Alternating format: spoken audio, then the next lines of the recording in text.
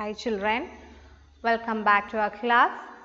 Last class we have started with the chapter 3 atoms and molecules. Though we have seen that law of conservation of mass. Today we are moving to our second law, that is law of constant proportion. Okay, on moving to our topic, law of constant proportion. Law of constant proportions.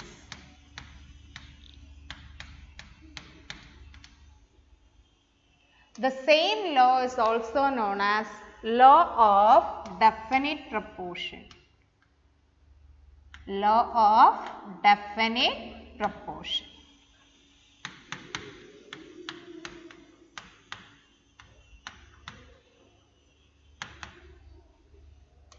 Okay, first of all I will state the law. The law states that in a chemical substance the elements are always present in definite proportion by mass.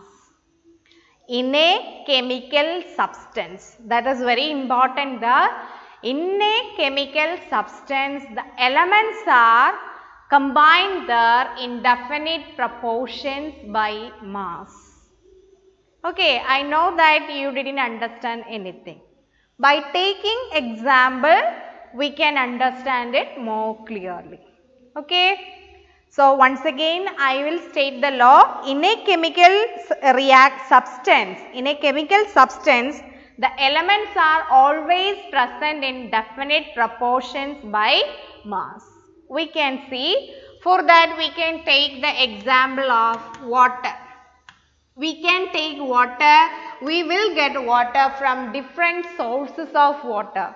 You know the different sources of water? Yes, river, lake, ocean, rain, tap, all these are different sources of water. Okay. So, from all these different sources, not only from the different sources, but also different parts of the world also we are getting water. Do you found any difference in that water which we get from different sources or which we get from different places? Any difference there? No, isn't it? That means water we are getting is same everywhere, which all may be the places, which all may be the sources, we are getting water from different places and different sources, the same water we are getting. That means if you are taking water there, that water is made up of two elements, the hydrogen and oxygen, that you know, isn't it? Hydrogen and oxygen. So, hydrogen and oxygen are always combining there to produce water. Okay, so water is made up of these two elements. We are coming to our statement of the law, that is two different elements, hydrogen and oxygen, are combining there to produce water. Okay, in a chemical substance the elements are always combined there in definite proportions by mass. So, we can say whenever water is formed, the 1 gram of hydrogen, that is the definite proportion of hydrogen by mass. By mass, if you are talking about hydrogen, that is the amount of mass for hydrogen to get water. Okay, 1 gram of hydrogen always combined with 8 grams of oxygen, then you will get 9 gram of water. Okay, to get 9 gram of water, always there should be 1 gram of hydrogen and 8 grams of oxygen should be there. If the amount of hydrogen is less than 1 gram, water will not be formed. If the amount of oxygen is less than 8 gram, that time also water will not be produced. So, always the elements should be hydrogen and oxygen and they should combine in this particular definite proportion by mass, that is 1 gram hydrogen always will combine with 8 grams of oxygen to produce 9 grams of water. So that if that elements and proportion by mass is also fixed, then the product will be always water, from which all sources we are getting or which all different places we are collecting water, that there won't be any change if the combined elements are hydrogen and oxygen and the masses of them are 1 gram and 8 gram respectively. Okay. Now I think you understood the statement of the law. Once again we can see that in a chemical substance, here the chemical substance we have taken as water. In a chemical substance, the elements are always, these elements are hydrogen and oxygen, always present in definite proportion by mass.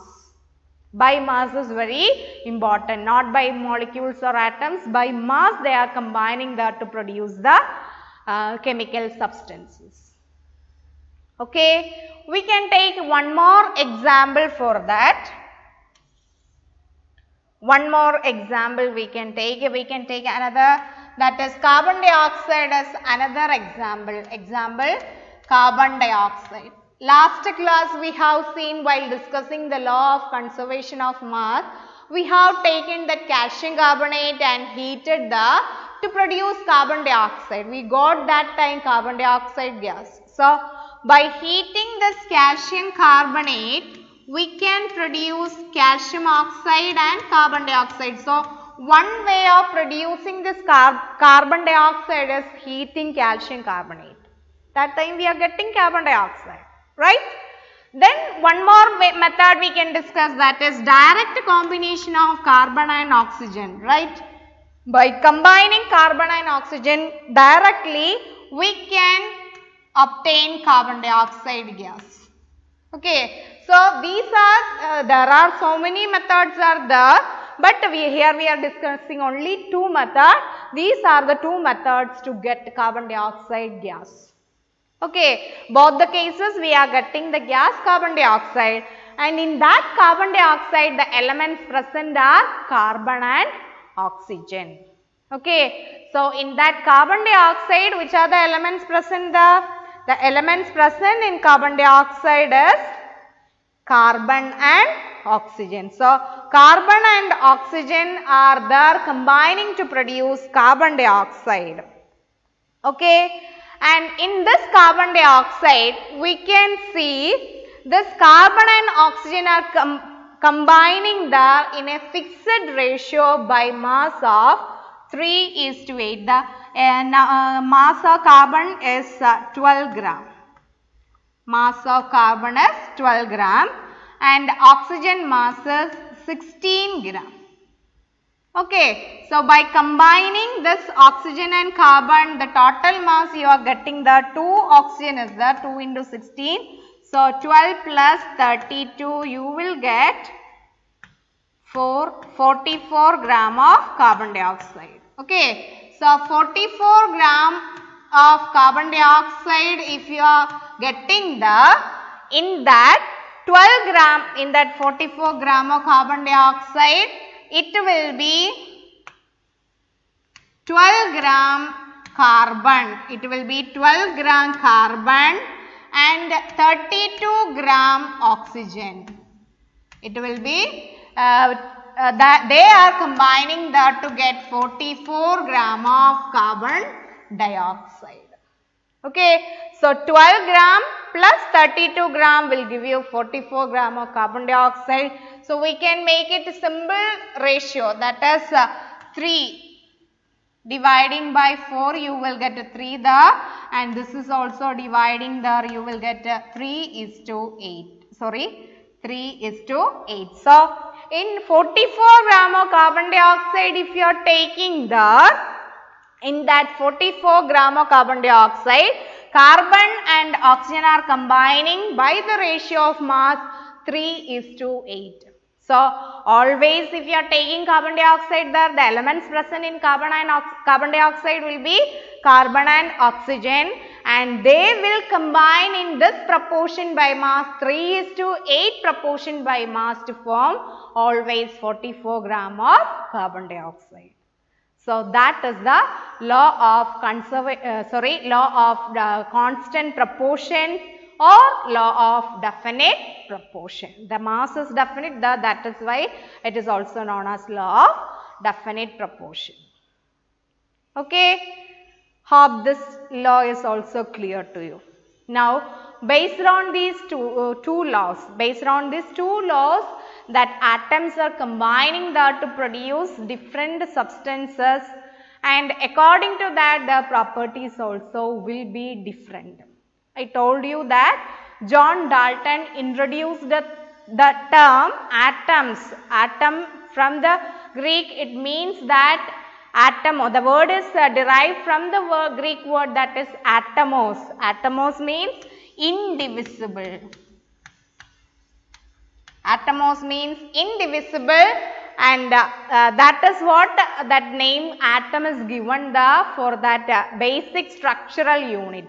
Atoms are the basic structural units of all matter particles, and earlier time it was believed that they are indivisible particles. We cannot divide atoms further. That was the belief earlier. So, Dalton gave the name as the basic structural units as atoms.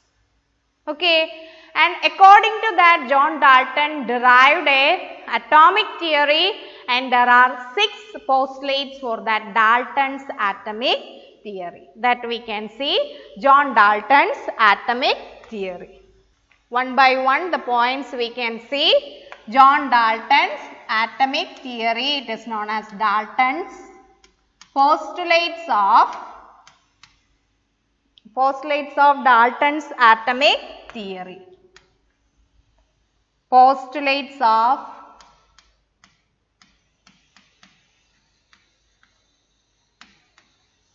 Dalton's atomic theory.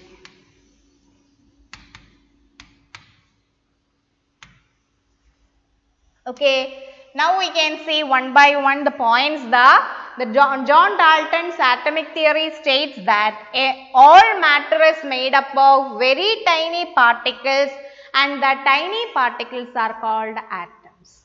Everything in the universe is made up of tiny particles, and that particles are known as atoms.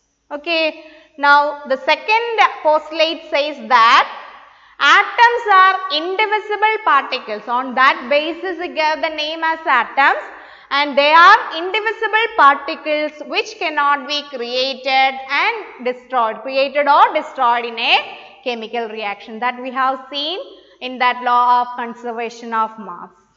Okay, then the third postulate states that atoms of a given element are identical. Suppose hydrogen, we are getting the hydrogen is found there in water.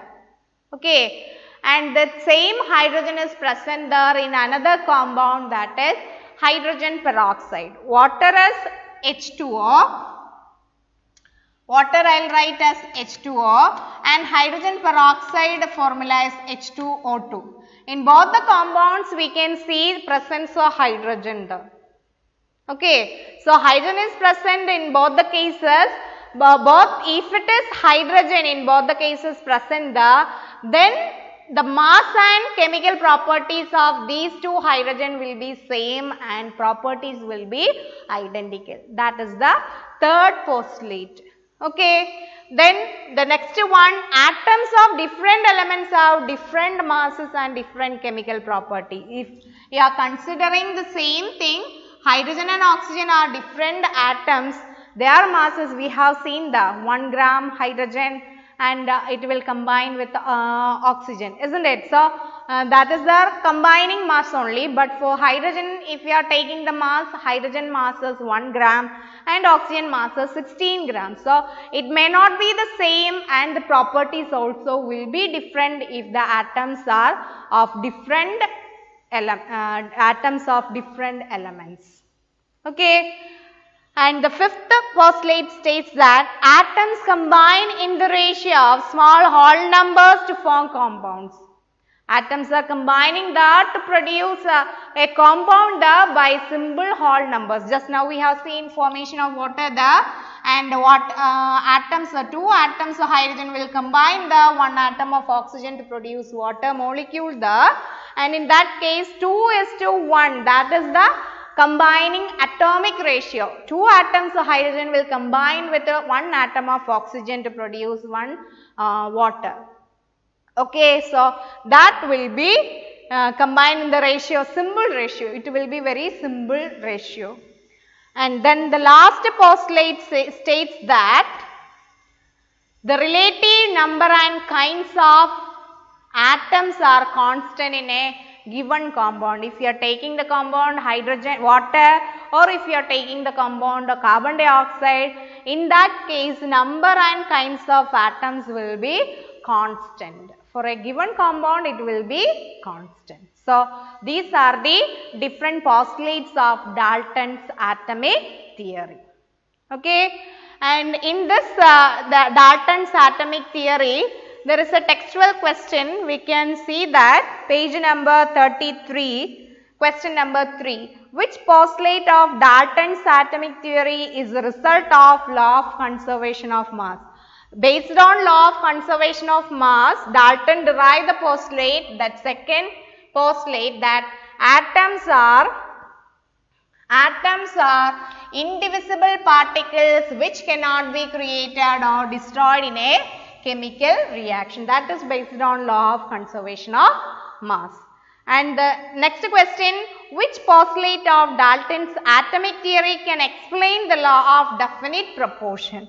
That is explained by the fifth postulate of Dalton's atomic theory, that is atoms combine in the ratio of small whole numbers to form compounds. Based on the second law, he made this postulate. Okay, these are the explanation for the Dalton's atomic theory, and some drawbacks also are there. That means John Dalton derive all these postulates based on the conclusion that atoms are indivisible, but later it was proved that atoms, we can divide the atoms further into smaller particles. Okay, and later the discovery of isotopes and isotopes, that third and fourth postulates violate that also violates the, so some drawbacks for the Dalton's atomic theory is also there, but that is not the point of our discussion. So, hope that this much is clear to you. Thank you.